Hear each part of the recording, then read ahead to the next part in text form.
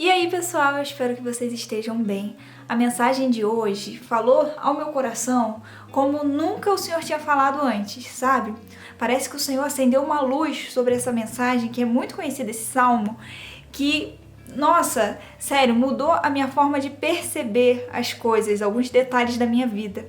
Eu vou ler com vocês, eu espero que o Senhor também abra o coração de vocês, sabe, para que vocês consigam entender.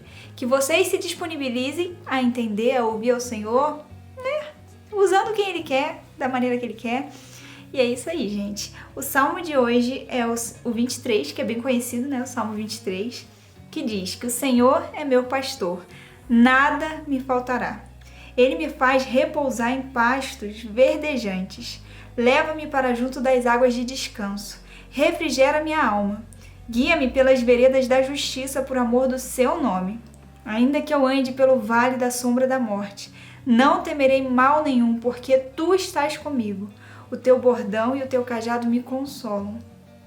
Prepara-me uma mesa na presença dos meus adversários. Unge a minha cabeça com óleo, o meu cálice transborda. Bondade e misericórdia certamente me seguirão todos os dias da minha vida, e habitarei na casa do Senhor para todo sempre.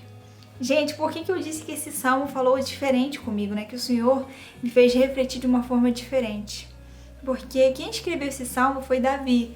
Se a gente parar para refletir um pouquinho da história de Davi, antes dele se tornar rei, antes dele se tornar conhecido, ele era filho de Jessé, e ele era um filho que ele não estava entre os principais filhos.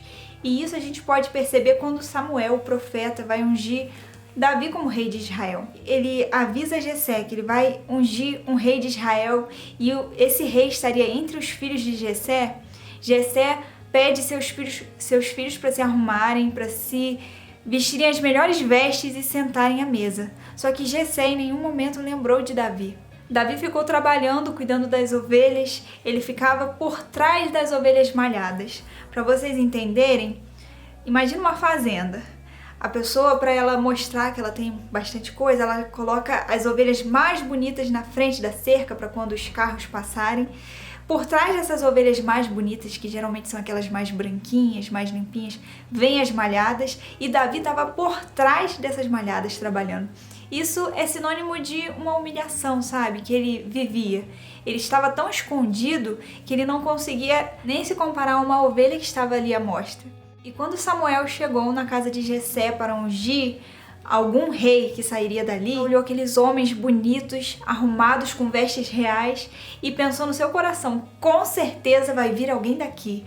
Com certeza o Senhor escolheu muito bem, porque olha só esses homens, eles têm cara de rei, eles têm aparência de rei. Só que o Senhor, no mesmo tempo, chamou a atenção de Samuel e disse: Samuel, cuidado, porque você olha a aparência, mas eu olho o coração. E aí Samuel foi passando um por um, perguntando ao Senhor se aquele seria o rei, e o Senhor falava não. E quando estava no final, Samuel já ficou achando estranho o que estava acontecendo ali, e ele passou por todos os filhos e perguntou a Jessé: mas não tem mais nenhum? São todos esses daqui só os seus filhos? E aí Jessé se lembrou de Davi. Ah, eu tenho mais um, está cuidando das ovelhas, por trás das ovelhas malhadas. Ah, isso me emociona. E aí o profeta pediu para chamar esse jovenzinho, que era Davi. E quando Davi apareceu, o Senhor falou com Samuel: é ele, pode ungir, porque ele vai ser o rei de Israel. Olha só toda essa situação. Agora vem para cá e tenta entender o Salmo 23. O Senhor é meu pastor, nada me faltará. Davi era pastor. E Davi, ele zelava pelas ovelhas dele. Davi, um dia apareceu um urso. Davi conseguiu acabar com a vida de um urso que queria matar as ovelhas. Apareceu um leão. Davi fez o mesmo com o leão. Só que ele fez tudo isso no oculto. Lembra que eu falei que ele ficava lá por trás? Ninguém conhecia o que Davi conhecia. Só que o Senhor estava vendo. O Senhor viu o coração de Davi. Ainda que ele era desprezado pela família, pela própria família. E isso é duro de dizer, sabe? O Senhor não deixou de enxergá-lo. E Davi começa a comparar o Senhor por aquilo que ele era. Davi, ele tinha um coração bom e ele protegia as ovelhas. E Davi começa a entender que se ele conseguia proteger as ovelhas, ele sendo ser humano, conseguia proteger as ovelhas, ele entendia que assim como ele protegia, tinha alguém que o protegia também. E esse alguém era o Senhor. O Senhor é meu pastor, nada me faltará. Ele me faz repousar em pastos verdejantes. Leva-me para junto das águas de descanso. Refrigera minha alma. Guia-me pelas veredas da justiça, por amor do seu nome. Ainda que eu ande pelo vale da sombra da morte, não temerei mal nenhum, porque tu estás comigo.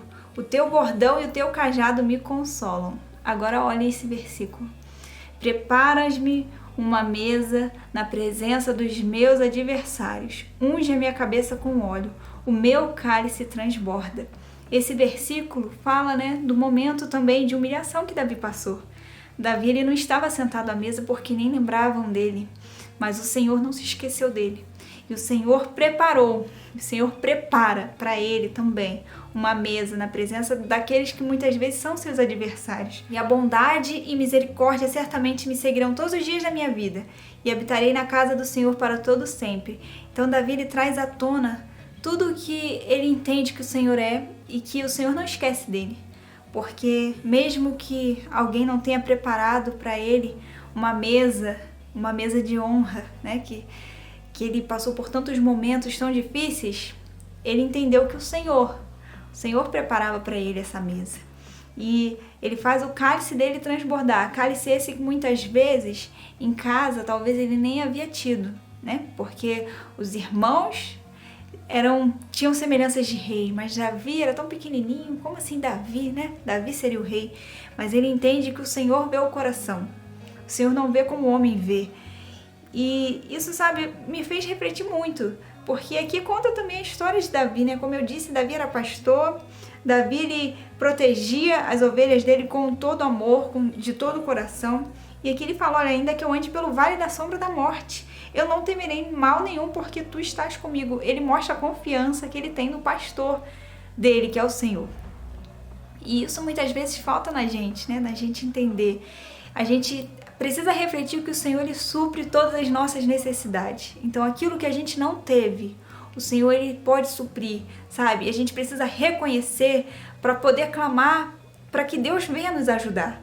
Porque muitas vezes a gente não entende isso, que quando a gente não reconhece, o Senhor às vezes quer nos curar, só que Ele não pode porque a gente não consegue reconhecer. E tem áreas da nossa vida que eu tenho para mim que o Senhor quer nos fazer primeiro enxergar que a gente precisa de ajuda. E um exemplo disso é quando Jesus ia curar as pessoas, Jesus perguntava o que a pessoa queria que Ele fizesse.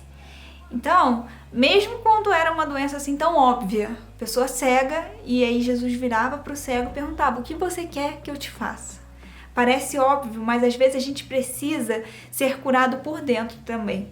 E o Senhor faz isso com a gente. Às vezes Ele nos pergunta, Ele tenta nos mostrar primeiro, para que a gente venha enxergar daquilo que a gente precisa de cura, para que Ele possa nos curar.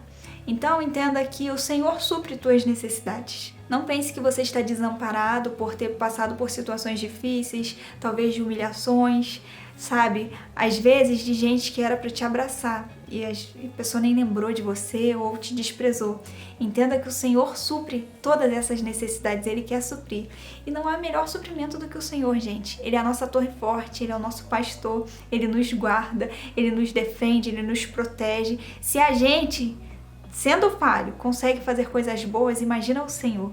Então descanse nele, porque o Senhor tudo vê e Ele não despreza nenhum. Ainda mais aquele que é desprezado. O Senhor tem um coração tão bom que o Senhor vê alguém desprezado, o Senhor olha e não rejeita. O Senhor não rejeita porque o Senhor sabe o preço que Ele pagou numa cruz. E Ele sabe como o desprezo dói. Então, creia que o Senhor está com você e que Ele supre suas necessidades. Mais uma vez eu digo, Ele supre suas necessidades. Aquilo que às vezes o outro pode achar que não é importante, mas você sabe como dói, você sabe que você precisa ser sarada. Começa a enxergar, deixa o Senhor te mostrar, porque às vezes quando o Senhor começa a nos mostrar, a gente não quer ver porque dói, mas Ele nos mostra para nos curar.